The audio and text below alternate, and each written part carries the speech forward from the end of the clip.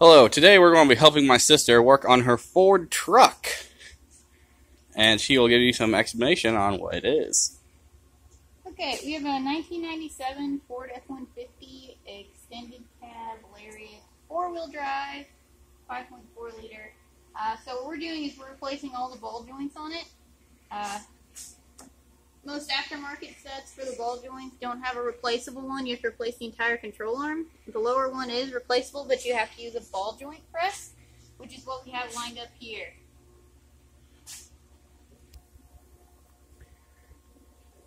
Alright, so first, before we get the ball joint out, there's this little snap ring that was around here to keep it from falling out in case it ever got super loose. So you have to take that off.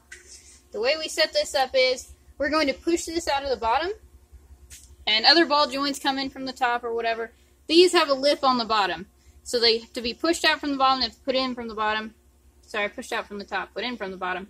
And then because of this lip, you have to make sure that you use a cup that is not going to bump into that lip, right? Otherwise, you'd just be working against yourself, pushing it together.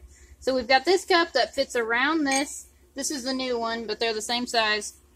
And we're going to start cranking on it to push it down.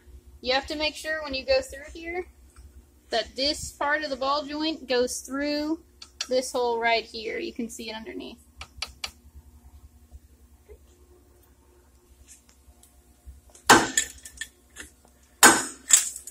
Alright, so you hear those popping, that's it getting pushed through. If you get closer, you can see how this whole level is going down.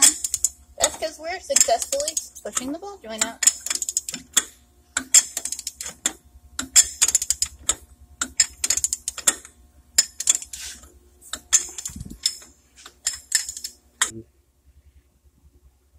Okay, so this is a comparison between our new and our old ball joint. If you feel your new one, it's going to be really stiff. You can wiggle it. You shouldn't be able to push it up and down, but it's going to be really tight. This old one, you can hear it popping in and out.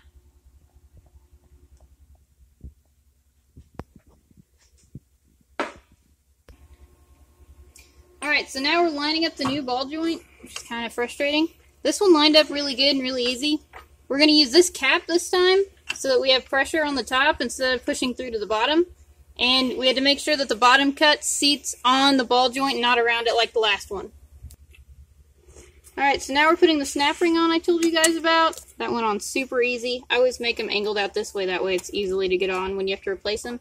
I didn't put the grease zerk in yet, which would be this little guy, because this big steering knuckle I have to line back up and I don't want to accidentally knock it off and break it.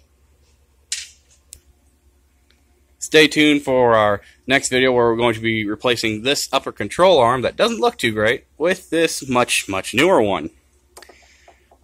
And that, you hear that wiggling? That's not a good thing at all. This is the Evil Doctor, and thank you to my sister.